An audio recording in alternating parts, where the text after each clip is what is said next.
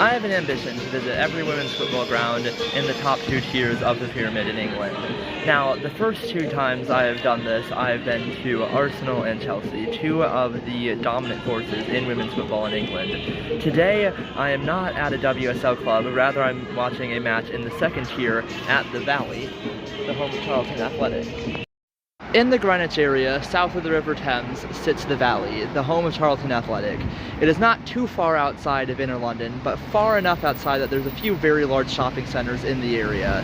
It's a little bit quieter here, and you can see on the other side there's a few houses around, but not too far behind those houses is a very large stadium that seats about 30,000 people, built to host Charlton Athletic matches. So what's kind of fun about going to this stadium is it's hidden behind a bunch of houses. Like, you walk here through a big row of houses, and then you go under this fairly unsuspecting bridge, and then just behind that, all of a sudden you've got this big stadium behind it. And it feels like it's almost out of place. And from the road you can't even see it. It's almost completely hidden by those houses, and yet you walk through this little alleyway underneath a bridge, and all of a sudden you've got a big stadium. So I'm gonna do that now. Let's go through here. Does not smell the best, I'll tell you that. But then all of a sudden, look at that. Welcome to the Valley. So I'd say the Valley is probably one of my favorite stadiums that I've been to. I really like stadiums with more character, and the Valley definitely has that, going through over 100 years of history. At one point falling into disrepair and forcing the club to move out for 7 years.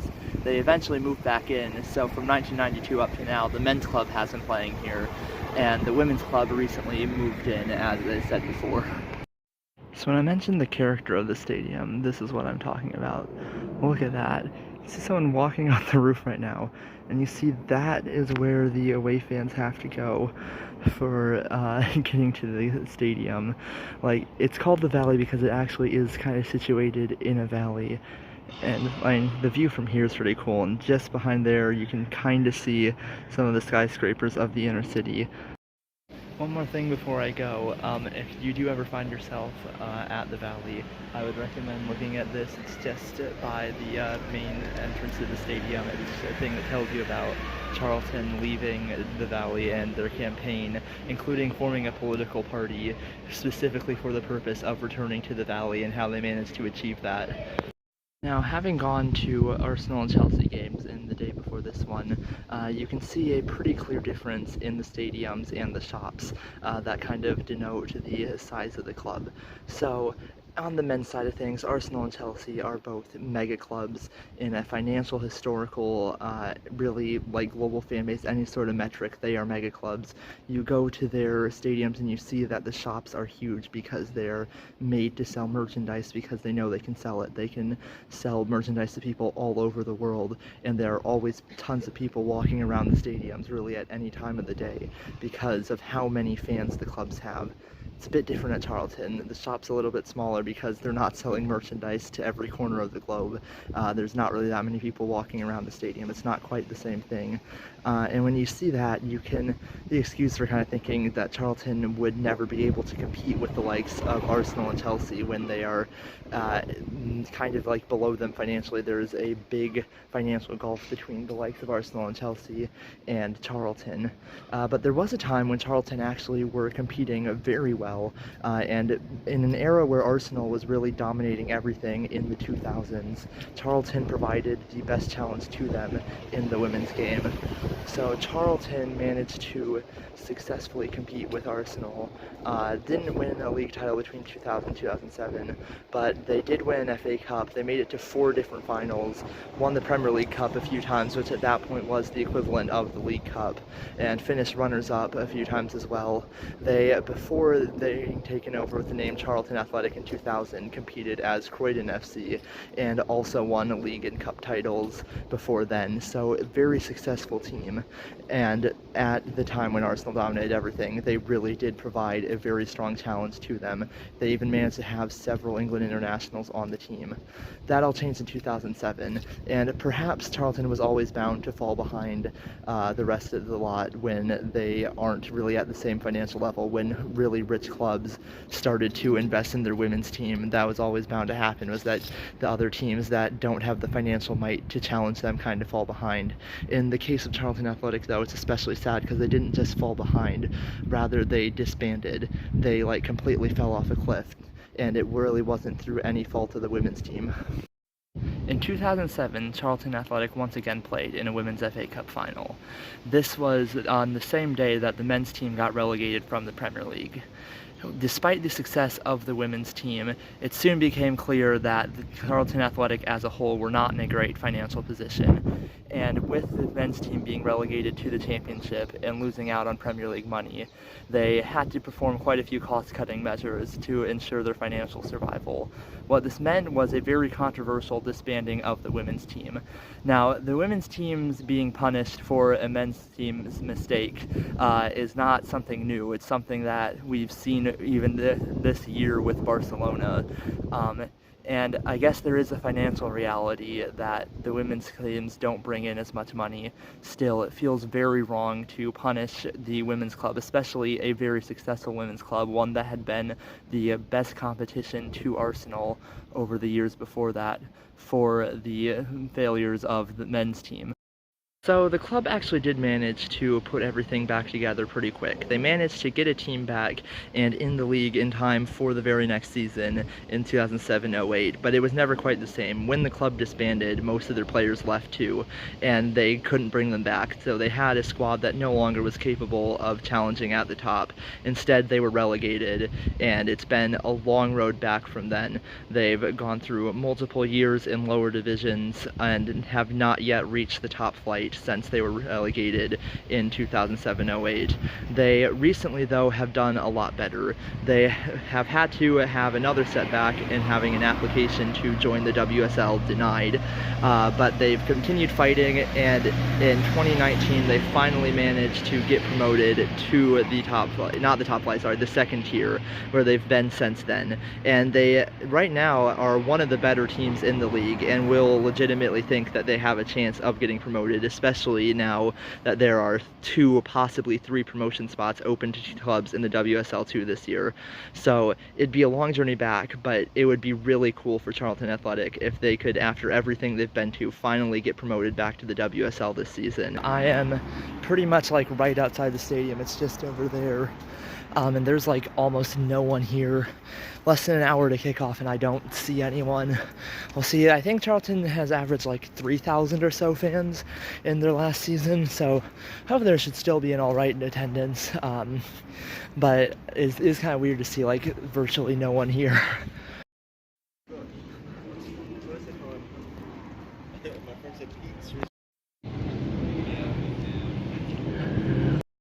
Dang, things not looking good for Liverpool. So, for the first time last season, Charlton Athletic played all of their home games at the Valley. Now, on the one hand, this means that the stadium's probably going to be pretty empty. Like, I imagine all 3 of these stands are not going to have any fans in them. They get about 3,000 people at games, I'm pretty sure. So, whilst that may seem like it wasn't the smartest move, I think this is a good move for the women's team, even if the stadium might feel empty at most of their home matches, because that means that they are now a lot closer to their home. In fact, they are at the home of Charlton Athletic. The stadium they were playing at before is about 6 miles away from here, so harder for fans to get to and harder to bring in new people. So I think by playing in the Valley, even if they don't get a ton of huge attendances right now, it is still a positive move for the women's team that will allow them to attract more fans more easily. What's interesting is I've seen quite a few people in Crystal Palace shirts. Admittedly, Crystal Palace, this being a London derby, probably have more fans than most, but it's kind of cool to see this Crystal Palace fans sitting in with Charlton Athletic fans. You probably wouldn't get that outside of the second tier, but because it's probably like a friendlier atmosphere here without as many people, you get fans sitting next to each other, and Crystal Palace fans have shown up in good number for this game. Now, 2 seasons ago, the race for the title and promotion was very tight in the women's championship. Charlton Athletic were beaten by 1 point to the title and 1 promotion spot by Crystal Palace. So a solitary point meant that Charlton Athletic remained in the championship. They finished 3rd last season, but they do have a pretty good team capable of getting promoted, and this would be a very nice start for them to their season if they could beat the team that piped them to the title 2 years ago by a point. So, as I said before, there is a certain air of hope around most teams in the championship because there are 2 promotion spots this season up for grabs and potentially a 3rd that will go against the bottom WSL team in a playoff.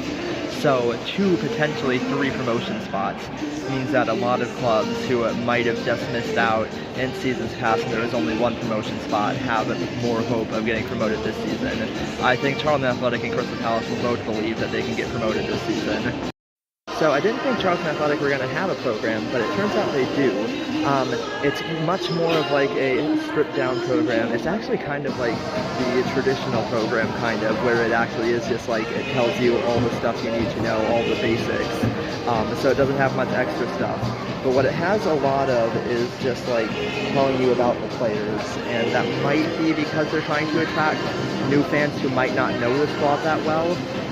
But then there's also a lot of like informative stuff. Here's how you get tickets for this game or that. Here's what's going on at the club. And so it's stripped down a bit, but you can still tell they are putting some sort of effort into having a program, which I appreciate, and trying to reach new fans by telling them about the players. Now, I keep yapping about programs, but I do think you can kind of tell a decent amount about a team and where they are by how much they are able to put into their program. Like, Arsenal has the biggest ones because they have the most people going to games to where they know they can make their programs bigger and spend more money on it because more people will buy it.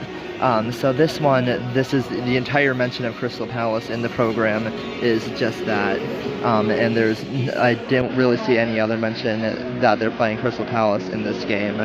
Now, I would say this game probably has a bit of a different vibe to what I experienced at the first 2 games. I think part of that is because it's in a lower tier, part of that is because they haven't brought in as many fans as Chelsea and Arsenal have. But it kind of has like this friendlier vibe. Like, as I said before, you see Crystal Palace fans intermingled with Charlton fans. And perhaps to some degree it makes it feel like it's less of a big occasion and more just a kind of like friendly, fun day out. Which isn't necessarily a bad thing. You probably want to turn these matches into like big occasions that fans will really get invested in, but also when you're just trying to bring in new fans, which at the moment I'm sure Charlton will be trying to do is just grow their fan base. I don't think that's a bad thing to just have sort of a friendly and fun atmosphere at games, and that sort of atmosphere is something I think that could be attractive to new fans and make them want to return. To clarify some of my comments on atmosphere, I think what I'm trying to say is that you don't necessarily need to have this kind of like super important, this is the kind of match that fans will be super invested in, live and die with the team kind of thing. You don't need that right now. I think that comes later. Right now all you gotta do is just have an atmosphere that makes fans want to come and want to keep coming, and then the investment will come later.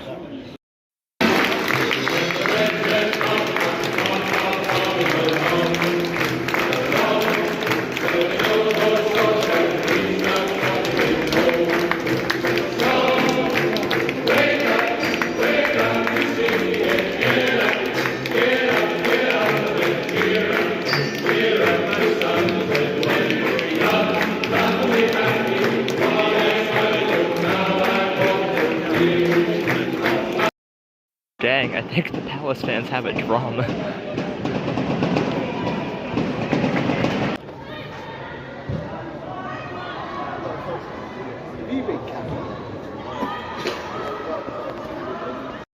Another thing that's quite different is because we are in a large stadium without too many fans, you get a cavernous effect that means you can hear the players shouting a lot more.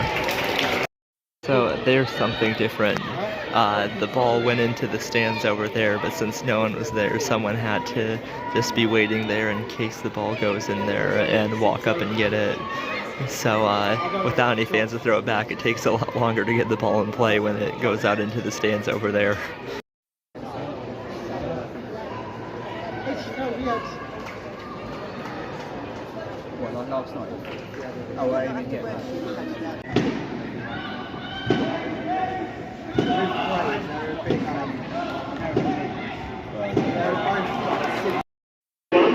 Here we go. Question 1. Where was our new striker Amelie Vestrup originally born? Is she from A, Norway, B, Denmark, or C, Sweden? So you see once again in the halftime player thing, there does seem to be a real effort to try and get fans to get to know the players better. And that kind of does then make it a bit more like you know the players, you know the team more, and so you build that connection with the fans.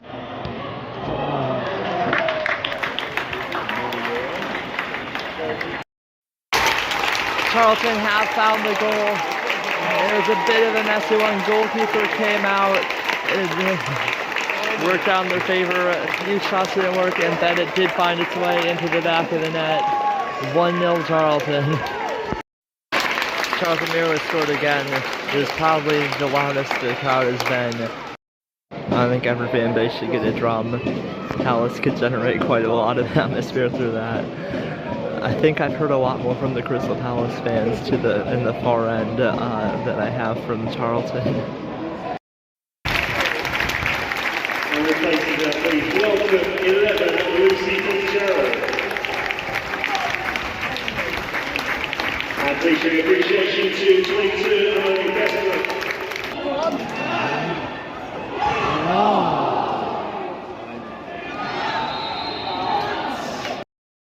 Player's just been sent off with the second yellow for time wasting.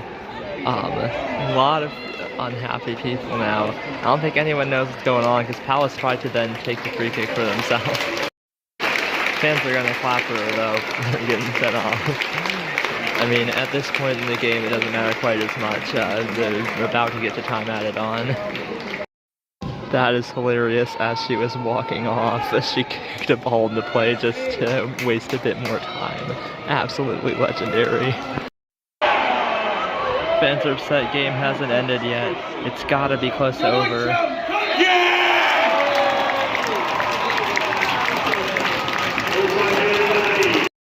This video is primarily about Charlton and what it's like to attend a game there, but I do have to give a shout out to the Crystal Palace fans. Some of them sat amongst Charlton supporters, but a lot of them sat on the far end of the stadium, and they did a pretty good job at generating an atmosphere, especially in the first half.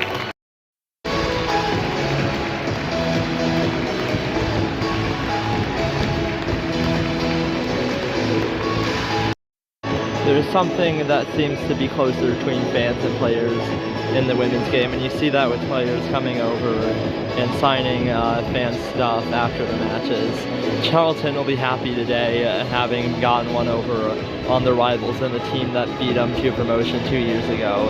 It's a pretty good start to the championship for them. So that's actually only my second time ever watching a game in the championship when it's actually in the stadium. Or it's the WSL2 now, but I like calling it championship more. But it's nice to see. I think that I have noticed that there does seem to be a difference in the quality between the WSL and the WSL2. It's hard to remember sometimes, but there's only actually been like a competitive level of women's football in England for the past 30 years. And so the game does take time to develop. I don't think that's something we should be surprised by. Right now, everything seems to be heading in a positive direction. I do think the vibe at championship matches are different, whether that be Charlton, Durham, or whatever. Some of the championship clubs do play all their matches in the main stadium. A lot of them play at smaller grounds. But I definitely did find the atmosphere to be different. It was a lot friendlier, I think, but also like you don't quite get the same feeling of like committed fans behind the club 100%. Like there wasn't too much chanting or cheering necessarily. still, I think it was a decent showing from the fans. Like, they got a fair amount in the main stand, at least, and they are going to try and continue to build that up. I think there is a part of me that's kind of sad for Charlton because you could think about where they might be had the club not unfairly been dissolved in 2007. Because the club, they really were competing at such a high level, and I think it is likely that eventually they would have fallen behind as clubs associated with Premier League teams came in and then kind of blew everyone else out with the amount of money they could invest and spend. I doubt Charlton would be able to compete with the quintet at the top of the WSL right now, but you never know, and that's a certain history that we'll never actually get to know now because the club dissolved in 2007. And just haven't ever reached those heights since. What would attendance be like here if they could get to the WSL? The thing is, they got a decent shot at it this year. I think they've been a little bit overlooked, if anything, but I don't see why they can't get to the WSL, and it's a solid win to start the season for them. So I really do hope Charlton get back on their feet, especially because of the history behind them. So I think I'm rooting for Charlton. I do hope they can get promoted this year.